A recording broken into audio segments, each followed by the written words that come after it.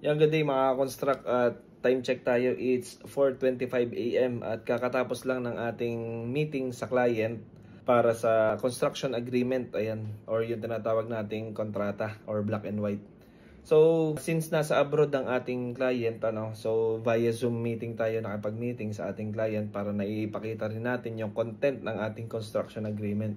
Napaka-importante na every detail, every items na involved, every statement or agreement na may involved dito sa ating construction agreement is nadidiscuss natin one by one sa ating client para maiwasan natin yung misunderstanding during construction phase, design phase, at saka na rin yung aftermarket natin or yung after construction. Doon napapasok yung warranty period. Ayan.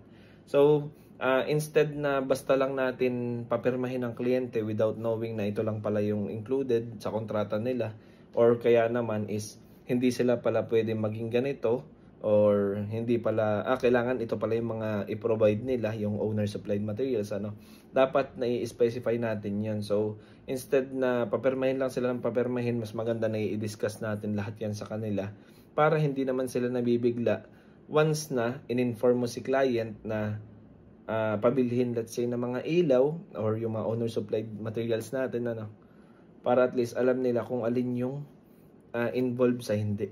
Ayan. At yun lang po muna may ibahagi natin ngayon. This Engineer Barlan sharing another construction tips. Thank you mga construct.